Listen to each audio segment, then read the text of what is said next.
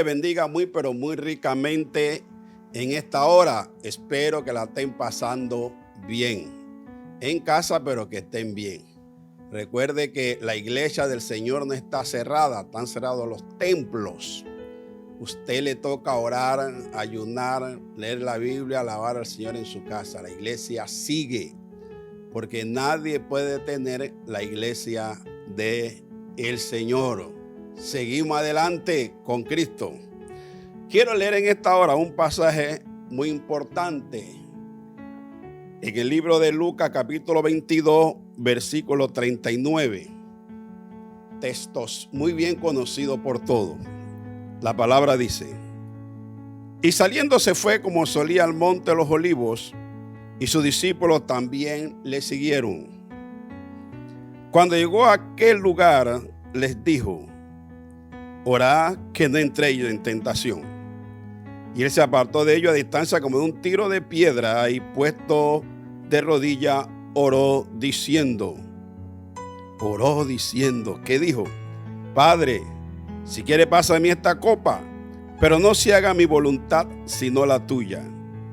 Y se le apareció un ángel del Señor para fortalecerle. Y estando en agonía oraba más intensamente, y era su sudor como grandes gotas de sangre que caían hasta la tierra. Y cuando se levantó de la oración, vino a sus discípulos, los halló durmiendo a causa de la tristeza, y les dijo: ¿por qué dormís? Levantaos y orad para que no entréis en tentación. Padre, bendice tu palabra en esta hora, Dios, en el nombre de Jesús de Nazaret. Jesús, el más apresto de los caballeros que ha pisado esta tierra. Nunca ha habido, ni lo hay, ni lo habrá, el hombre que bajó esta tierra con poder y autoridad como el Señor Jesucristo jamás se volverá a ver. Y algo importante de esto es que bajó con una misión. Su misión era destruir el imperio del diablo y hacer al hombre libre. Los moradores de la tierra vieron su gloria, su poder. En una ocasión Jesús dijo: toda potestad me ha sido dada en el cielo y en la tierra.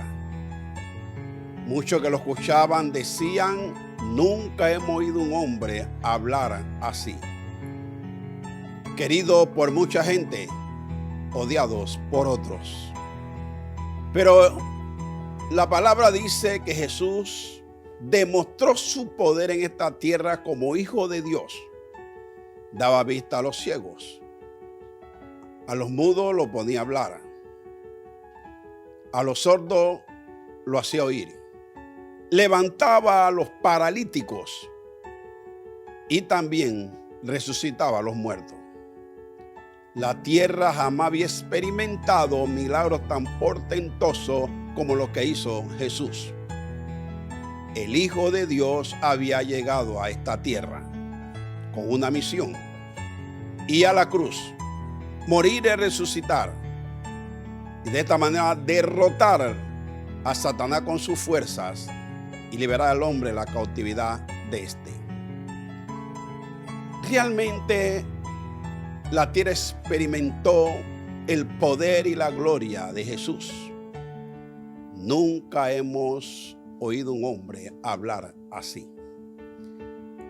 Y el adorno de Jesús era una multitud que le seguía. Y le seguían porque en él encontraban la respuesta para su problema. El excelso Hijo de Dios estaba en la tierra. Y la presencia de Jesús en la tierra hizo temblar a los grandes, a los poderosos.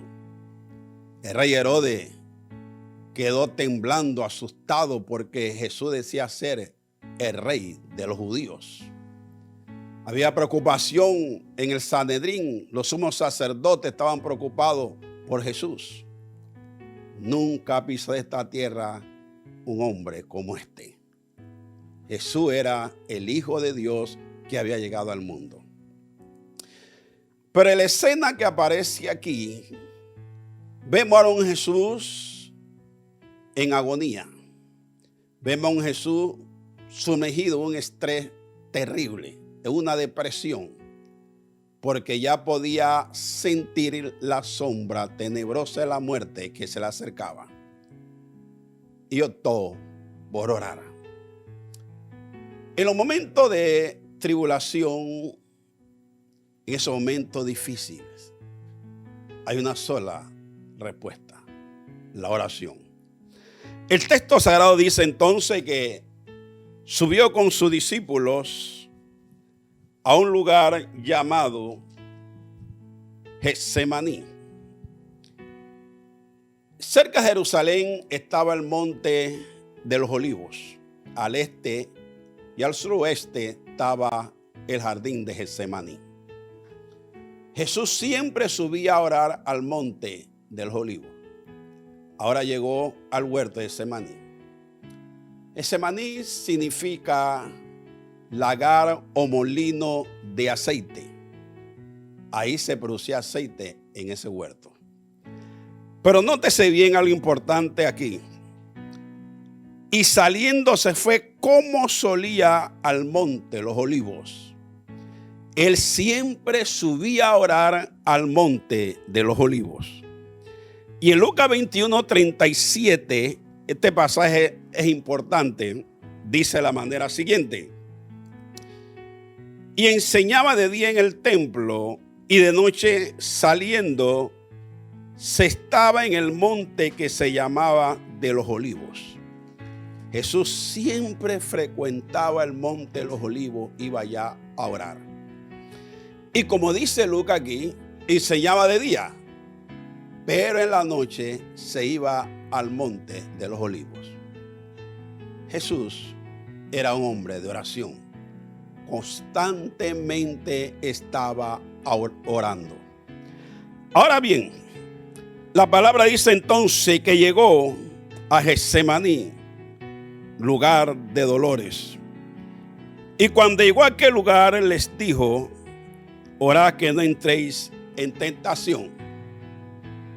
Le dice a sus discípulos: orad que no entréis en tentación. Déjeme decirle que la arma más poderosa que Dios le ha dejado a su iglesia es la oración. Pablo dice a los tesalonicenses: orad sin cesar. Y Jesús era de oración. Me llama la atención esto: de día predicaba en el templo, pero en la noche subía al monte a orar. Jesús se pasaba la noche orando. Ahora bien, y se apartó de ellos a distancia como un tiro de piedra, y puesto de rodilla oró. ¿Cuál fue la oración de Jesús? Él decía: Padre, si quieres, pasa de mí esta copa, pero no se haga mi voluntad, sino la tuya. Óigase bien: si quieres, que nunca quiso el Señor. Que no se haga mi voluntad, sino la tuya. Jesús nunca vino a hacer su voluntad. Se concentró en hacer la voluntad de su Padre. Y esto es importante que lo sepamos. Jesús nunca vino a hacer su voluntad. Se concentró en hacer la voluntad de su Padre. ¿Sabe usted que Satanás trabaja las 24 horas del día para impedir que hagamos la voluntad del Señor? Él quiere que se haga la voluntad de Él o la voluntad de nosotros mismos. Entonces Jesús ora: que no se haga mi voluntad, sino la tuya. Y tenemos que orar en base a esto. Nunca hacer la voluntad de Satanás ni la voluntad de nosotros, sino la voluntad de Dios. Yo siempre pienso en algo.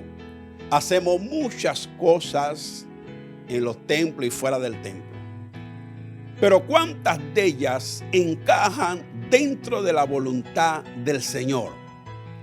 ¿No será que muchas veces estamos haciendo nuestra propia voluntad y no la del Señor? Por eso es que tenemos entonces que orar como hizo Jesús. Orando, que nunca Él llegase a hacer su voluntad, sino la del Padre. nosotros tenemos que orar como hizo Jesús. Exclusivamente estamos para hacer la voluntad de nuestro Padre Celestial. Quiero repetir esto una vez más. Satanás trabaja las 24 horas del día para que nosotros no hagamos la voluntad del Señor, sino la voluntad suya o la de nosotros mismos. Entonces, ahí entra la oración. Cuando oramos, vamos a estar entonces en la disponibilidad de hacer exclusivamente lo que el Señor quiere que hagamos. ¿Qué es lo que el Señor quiere que hagamos? Su voluntad. Si quieres, pasa de mí esta copa, dijo Jesús, pero que no se haga mi voluntad, sino la tuya. Porque algunos piensan que eso era absoluto, que hacía lo que quería, cuando quería y como quería. No, eso nunca sucedió así. La voluntad de su Padre. El texto 43 es sumamente importante. Y se le apareció un ángel del cielo para fortalecerle. Dije al principio que cuando Jesús llegó a Getsemaní, lugar de dolores, llegó en una angustia, porque ya respiraba la sombra tenebrosa de la muerte. Él sabía que se acercaba la hora en la cual tenía que morir por los pecados de toda la humanidad. Esa muerte sería en la cruz. La muerte más espantosa que puede existir en la tierra es morir en una cruz. La gente lo crucificaban y paraban hasta 3, 4, hasta 7 días para morir colgado en esa cruz a pleno sol, sin agua. Recordemos que Jesús pidió agua y le dieron vinagre, y el vinagre lo que hacía acelerar más la sed en el cuerpo. Era una muerte lenta y horrible. Jesús sabía que eso le esperaba, pero dijo: no sea mi voluntad, sino la tuya. Si tu voluntad es que yo vaya a la cruz a experimentar la muerte más espantosa, yo voy a ir, porque tengo que cumplir con mi misión. Y estando orando en esa agonía, en esa desesperación, algo sucede. El texto sagrado dice que Dios despachó uno de sus ángeles para fortalecer a Jesús. Esto es importante cuando oramos intensamente, cuando nos sentimos en desesperación, en angustia. Hay alguien alrededor fortaleciéndonos, dándonos fuerzas, y es el ángel del Señor. El Salmo 34:7 dice: el ángel de Jehová campa alrededor de los que le temen y lo defiende. Alrededor de Jesús, en esa agonía que se encontraba, en esa desesperación, apareció el ángel del Señor. Y el texto número 44 dice: y estando en agonía, oraba más intensamente, y era su sudor como grandes gotas de sangre que caían hasta la tierra. Estando en agonía, oraba más intensamente. Y dice Lucas que el sudor que caía a la tierra eran como grandes gotas de sangre. ¿Cómo grandes gotas de sangre? No es que eran gotas de sangre. Estando en agonía. ¿Qué es agonía? Es el estado experimentado por un ser vivo antes de la muerte. Algunos autores la consideran como la última fase de la vida, otros como la primera fase de la muerte.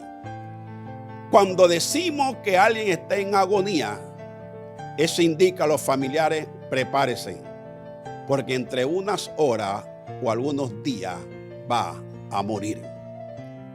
Si a la agonía es el lapso en el cual se encuentra la persona entre la vida y la muerte. Jesús estaba en agonía. Sabía que ya pronto iba a enfrentar la muerte. Y me parece entender, aunque la Biblia no lo dice, que la tristeza más grande de Jesús era que iba a morir siendo inocente.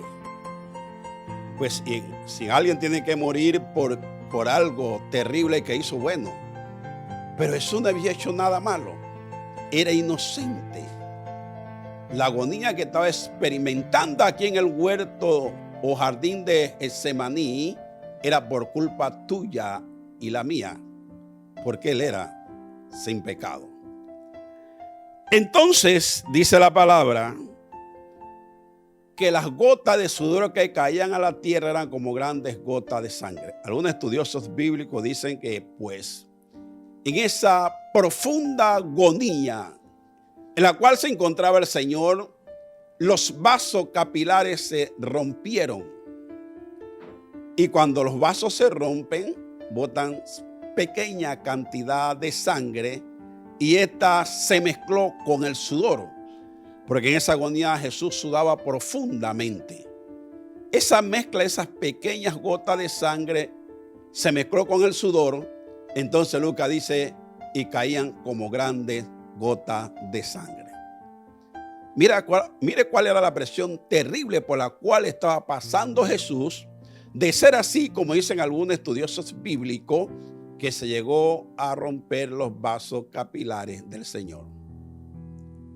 Amigo o amiga que me estás escuchando, tú y yo éramos los culpables de la agonía de Jesús.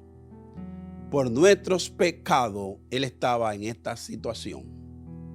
Por eso vale la pena, en agradecimiento a lo que Él hizo por nosotros, que le alabemos y le sirvamos de todo corazón. El hombre que había hecho portentosos milagros, que había estremecido con su poder a Jerusalén y alrededores, ahora se encuentra una profunda agonía. Ahora la muerte lo está esperando. Bendito sea el nombre del Señor. Cuando se levantó de la oración y vino a sus discípulos, los halló durmiendo a causa de la tristeza. Quiere decir que la tristeza causa sueño. No habían orado. En ese momento difícil que se encontró Jesús, los discípulos no lo acompañaron en la oración. Lo dejaron solo. Solo lo dejó el Padre, solo lo dejaron sus discípulos. Jesús eleva una oración. Si quieres, pasa de mí esta copa, pero no se haga mi voluntad sino la tuya. Y no recibió respuesta del Padre. Hubo un silencio. Se arrodilla a orar y mientras lo hacía, sus discípulos estaban durmiendo. Desde el huerto de Getsemaní, ya los discípulos se habían apartado de Jesús. Él solo orando. Pero qué interesante que en esa situación Dios mandó un ángel para darle las fuerzas.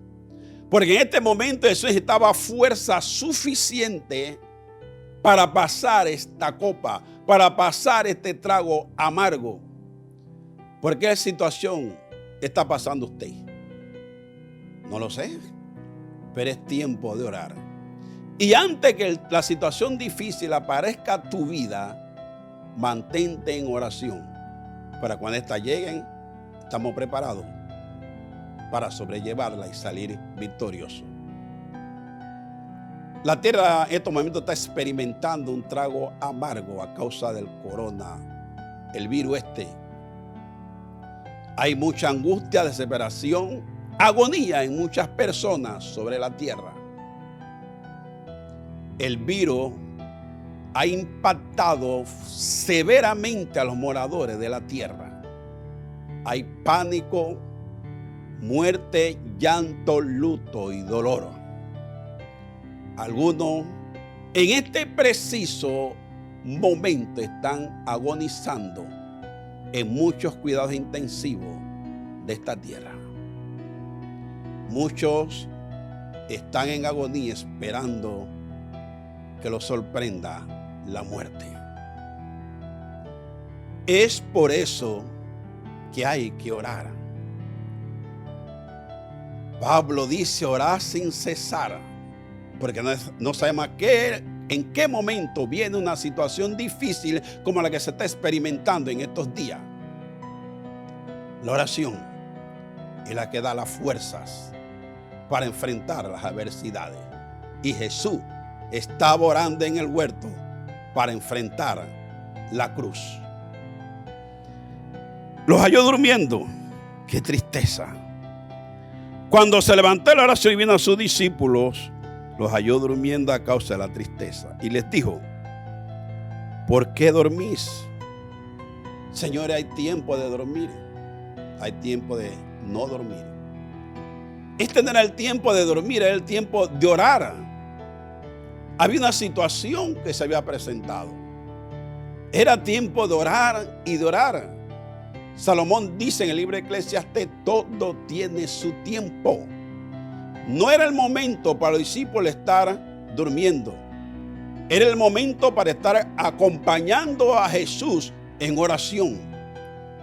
Porque no solamente Jesús iba a enfrentar la cruz, ellos iban a enfrentar problemas difíciles que lo iba a hacer huir de la presencia de su maestro. Entonces, levantaos y orad para que no entréis en tentación, le dijo Jesús. Y la tentación más grande que iban a experimentar los discípulos era que iban a ver morir a su maestro.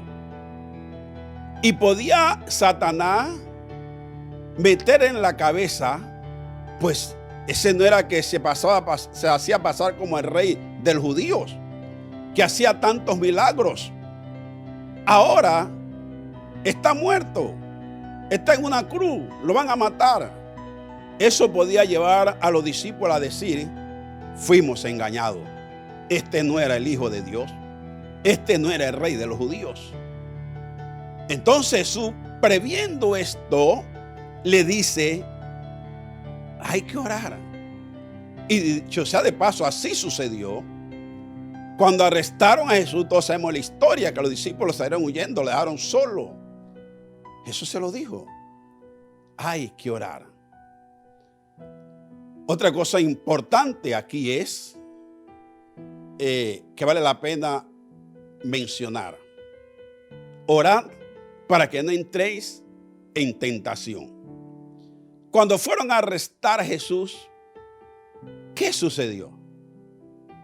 Algo pasó que no encajaba dentro de la voluntad del Señor, porque no oraban. Uno de sus discípulos sacó una espada con intención de matar a un siervo del sumo sacerdote. El texto 50 dice: y uno de ellos hirió a un siervo del sumo sacerdote y le cortó la oreja derecha. Ahí está. Ahí está. Jesús se lo dijo: orá para que no entre en tentación. Para empeorar el asunto, este discípulo, que Juan dice que era, menciona el nombre del discípulo, Juan 18:10, que era Pedro.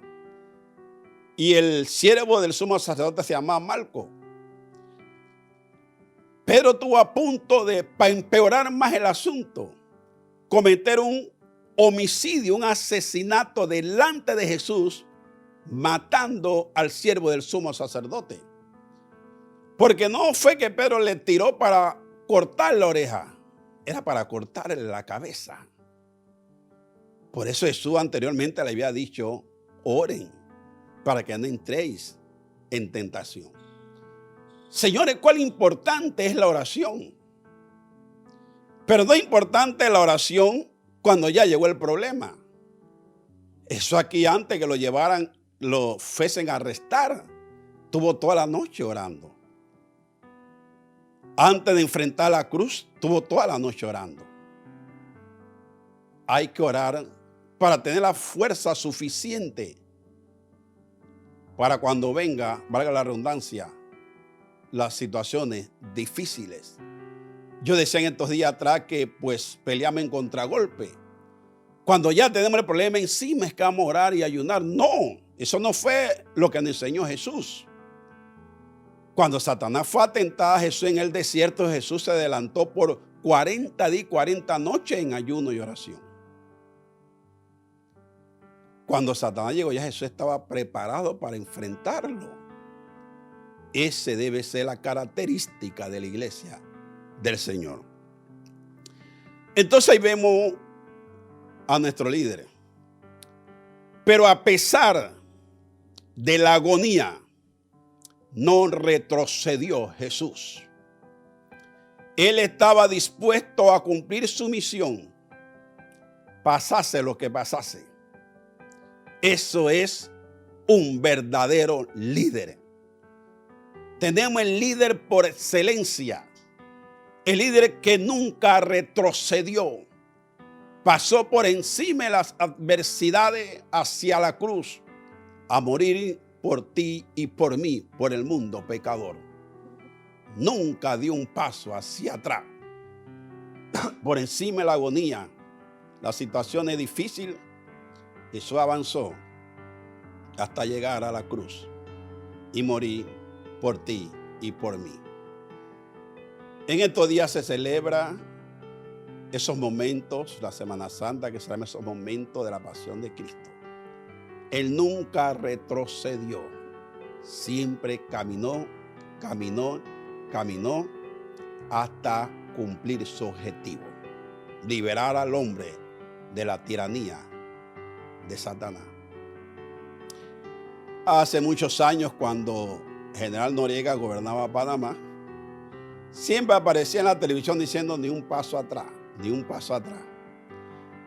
Cuando los norteamericanos invadieron a Panamá, todos los pasos fue hacia atrás. Nunca dio un paso hacia adelante. Cobarde andaba por ahí escondiéndose por todos lados. Y que no le sirvió de nada porque al final lo capturaron. Pero nuestro líder llamado Jesucristo siempre fue adelante, adelante, adelante y adelante. El líder por excelencia, Jesucristo, el Hijo de Dios. Vale la pena servirle a Jesús. Vale la pena alabar y glorificar al Cristo de la gloria. El que murió, pero que también resucitó. Tú necesitas a Jesús y Él está esperando por ti. Si la palabra en esta hora ha tocado tu vida y tú has sentido que necesitas de Jesús, repite conmigo esta sencilla oración. Padre Santo, reconozco que diste tu vida por mí, que pasaste por una agonía terrible para salvarme. En esta hora te acepto como mi único Salvador. Te entrego mi vida, Dios, y no permitas que a partir de este momento me aparte de tu camino. Dame la fuerza para seguir, para continuar. Te lo pido en el nombre de Jesús de Nazaret. Padre, bendice a los que hicieron esa oración. Que se cumpla en ellos 2 Corintios 5:17. De manera que si alguno está en Cristo, nueva criatura es. Las cosas viejas pasaron y aquí todas son hechas nuevas. Señor, te pido por Panamá, te pido por este país. Te pido por aquellos que están en intensivo, Dios, en agonía. Tú tienes el poder de sanarlo en esta hora. Tú tienes el poder de sacarlo de esa agonía y cambiar la vida por la muerte. Ten misericordia de ellos, los que están en agonía, en cuidados intensivos, en todos los países del mundo, Dios. Solo tú los puedes sacar de la agonía, Dios. Señor, bendice al personal médico. Guárdalos, protégelos. Cúbrelos con la sangre de tu Hijo amado, Dios de los cielos. Bendice a Panamá, Dios. Perdona los pecados de mi país. Saca ese virus de esta nación, Dios. Señor, dale sabiduría al presidente de la República. le ha tocado gobernar en momentos difíciles. Dios, dale la capacidad que Él necesita en estos momentos, Dios. Todos sus colaboradores, ilumina sus mentes, Dios, y que lo hagan con temor de Dios. Señor, nuestros hermanos médicos, enfermeros, técnicos, laboratoristas, radiólogos, cúbrelos con la sangre de tu Hijo amado, Dios. Mire Ecuador, Dios. Ahí en Guayaquil, Señor, donde el año pasado me permitiste estar. Los muertos en las casas. Muchos todavía no lo han recogido, Dios, 2, 3, 4 días. Perdona Ecuador. Perdona la ciudad de Guayaquil, Dios. Ten misericordia de ellos, Dios. Bendice a cada nación de esta tierra donde están siendo azotados. Muchas personas aniquiladas por este virus, Dios. Dios, Dios. Ten misericordia. Ten misericordia, Dios.